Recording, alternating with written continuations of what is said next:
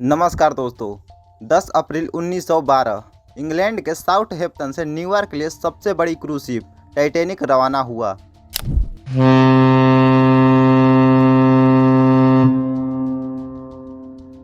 यह cruise ship 270 metre लंबा, 28 metre चौड़ा और 32 मीटर की ऊंचाई वाला एक विशालकाय जहाज था।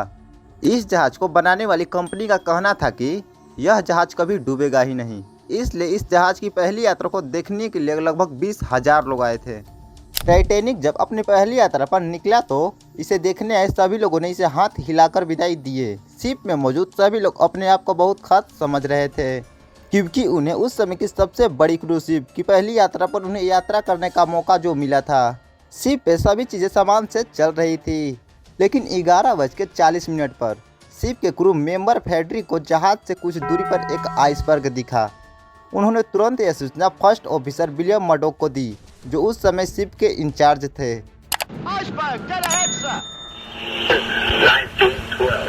विलियम के पास कुछ फैसले लेने और क्रू के पास कुछ करने के लिए सिर्फ 37 सेकंड ही बचे थे। जी हाँ, 37 सेकंड। जाहिर सी बात है, यह काफ़ी कम समय है इतनी बड़ी शिप को मोड़ने के लिए या फिर रोकने के लिए। लेकिन सिर्फ यही वजह नहीं था इस हादसे के लिए। इस यात्रा के शुरुआत से लेकर अंत तक सिर्फ गलतियां ही होती रही थी। यह तो अभी शुरुआत थी। खुले आसमान के नीचे 33 किलोमीटर की रफ्तार कोई ज़्यादा रफ्तार नहीं होती है। लेकिन मैं आपको बता दूं, विलियम मर्डोक को वह आइसबर्ग कुछ सेकंड पहले भी दिख सकता था अगर शिप पे दूरबीन होता तो। दुर्भाग्य की बात तो यह है कि उस समय शिप पे दूरबीन नहीं हुआ करता था। उस समय एक क्रू को यह काम दिया जाता था जो अपनी आंखों से समुद्र को देखकर शिप के इंचार्ज को समय समय पर एक बड़ी बेल को बजाकर सूचना देता रहता था।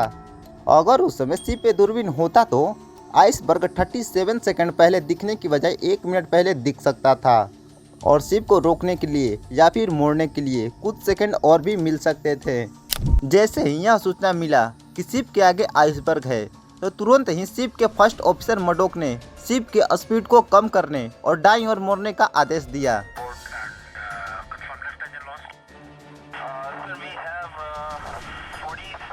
मर्डोक का यह फैसला कोई गलत नहीं था, क्योंकि जब अचानक से कार के सामने कुछ आ जाए तो कार के ब्रेक ही मारे जाते हैं और स्टीयरिंग को लेफ्ट या राइट मोड़ा जाता है। मर्डोक का ऑर्डर बिल्कुल ही इसी तरह का स्वाभाविक था, लेकिन उस समय की स्थिति को देखते हुए यह ऑर्डर डेंजरस साबित हुआ। टाइटैनिक को जैसे ही मोड़ा गया, उसका साइड का हिस्सा यानी स्टारबोर्ड आइसबर्ग से टकरा गया, जिस कारण शिप के अंदर काफ़ी तेज़ी से पानी भरने लगा।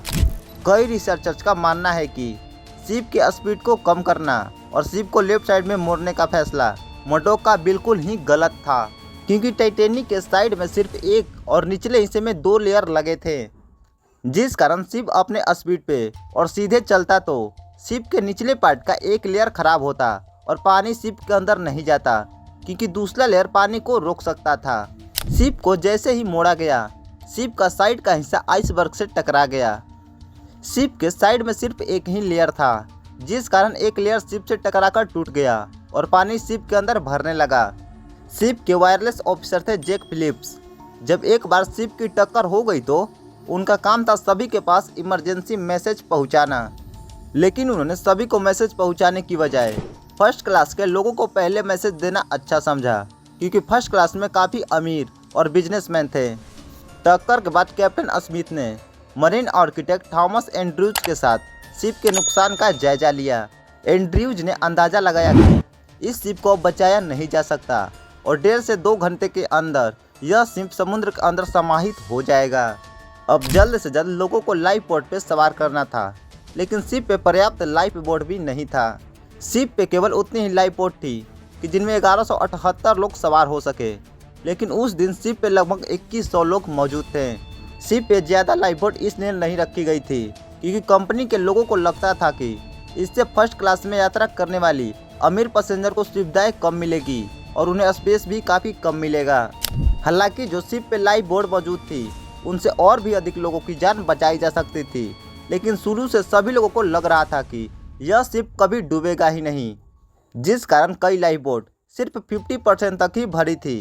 यानी जिस लाइफ बोट पे 100 लोग बैठ सकते थे, उस पर सिर्फ 50 लोग ही बैठ के गए। कैलकुलेशन में एक और भी बड़ी गलती हुई थी, क्योंकि इतने बड़े और विशाल शिप में कोई परमानेंट क्रू ही नहीं था। टाइटैनिक पर काम करने वाले ज़्यादातर क्रू वैसे थे जो साउथहैम्पटन से जहाज रवाना होने से कुछ घंटे पहले ही रिकमेंड हुए थे, यानी इन सभी क्रू को सिर्फ कुछ घंटे पहले ही भर्ती दी गई थी। ऐसे में बिना ट्रेनिंग और बिना अनुभव के ये लोग यात्रियों की जान कैसे बचाते? अगर शिप पे ज़्यादा लाइफ बोट होती तो भी बहुत मुश्किल है कि ज़्यादा लोगों की जान बचाई जाती, क्योंकि क्रू को बिल्कुल भी अंदाज़ा नहीं था कि डूबते जहाज़ पर पैसेंजर को कैसे और किस तरह संभाला जाए, क्योंकि ज़्यादातर क्रू तो नए नए थे। आपको बता दें कि टाइटैनिक में 50 ब्लक हेड कंपार्टमेंट थे जो शिप के निचले हिस्से में मौजूद थे। सभी कंपार्टमेंट में इलेक्ट्रिक डोर लगे थे। इन सभी कंपार्टमेंट को इसी तरह के हादसे के लिए बनाया गया था कि अगर शिप के एक हिस्से में होल हो जाए और पानी भरने लगे तो उस समय कंपार्टमेंट में लोगों को भर के डोर को अंदर से लॉक कर दिया जाए, जिससे लोगों की जान बच जाएगी। लेकिन उस दिन ज़्यादा लोग इस कंपार्टमेंट में घुसने के चक्कर में डोर को लॉक करने में देरी हो गई और कंपार्टमेंट में अचानक से पानी भर गया, जिस कारण कंपार्टमेंट में मौजूद सभी लोग बेमौत मारे गए। 15 अप्रैल 1912 रात के 2:10 पर टाइटैनिक दो हिस्सों में टूट गया और 2:20 पर कभी न डूबने वाला टाइटैनिक अपनी पहली यात्रा में ही डूब गया।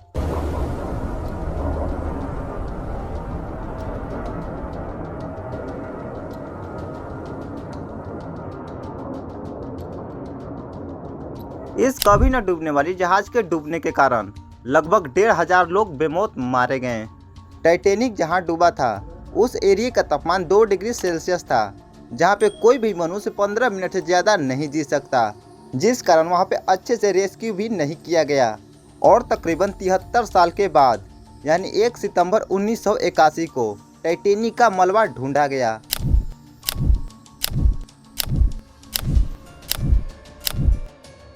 अगर वीडियो अच्छी लगी तो वीडियो को लाइक कर दें और चैनल को भी सब्सक्राइब कर दें।